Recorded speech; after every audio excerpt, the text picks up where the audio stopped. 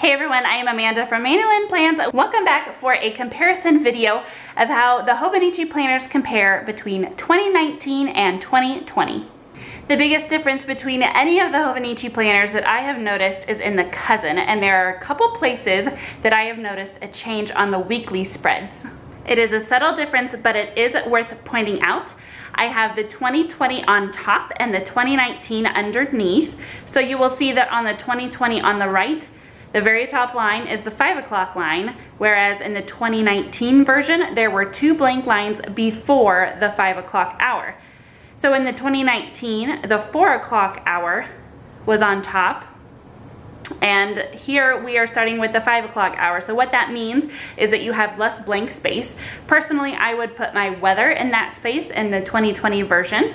And then also you will notice that the navy rectangle is larger and it includes more information this year than in the 2019. So here on the right, we have the Japanese saying December and January, both in Japanese and English, in the box, whereas last year it was outside of the box. And then this year, the first week is underneath the box, and last year it was in the box. I personally do not know why they decided to make that change, but it is worth pointing out. So because they bumped all the hours up on the 2020, there is now those two extra lines at the bottom of the spread after the 4 o'clock hour. The 2019 is on the right, and you will see that the 4 o'clock hour used to be at the very bottom. I personally have mixed feelings about these changes.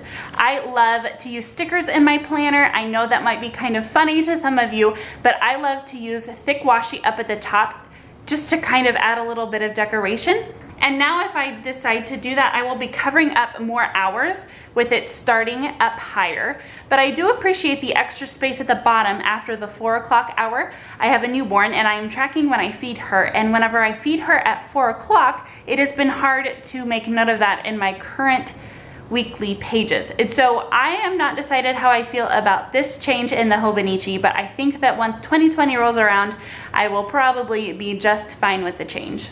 Another very small difference is the number of blank pages in the back. These grid pages, the 2020 version has only 5, where the 2019 had 6, and that is simply because 2020 is a leap year, and so you have a daily page for February 29th, where you did not in the 2019 version. The only other difference that I spotted in this cousin, and this goes for the other planners too, so both the weeks and the A6 original, these pages in the back are different. So now we have the My 100 spread. I believe that this used to be in the Hobonichis years ago. I don't know exactly when they took that out. I've only been using for Hobonichi for a year and a half or so. I'm assuming that it made its return because people were a little upset whenever they took it out. So these are the only pages that I noticed a difference. There are a couple of others. I think these might be a little bit different too. Personally, I don't speak Japanese, and so these pages are basically useless to me, and so I am excited about this addition in this My 100. I haven't decided yet exactly how I'm going to use it, but I hope to make use of it in the 2020 year. The only other change that I could see was in the 2020 calendar supplement pages. Now I have the 2020 on the bottom and the 2019 on top, and you will see that they added just a little bit of extra Japanese up there. Again, I don't know why for these they decided to make these small differences, but apparently they seemed it was necessary and worth the effort to change.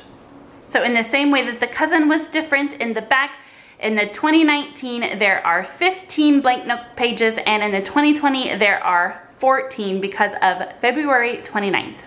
I hope you enjoyed this short little comparison video of how these planners vary from the 2019 to the 2020 year. Thank you so much for watching. Until next time.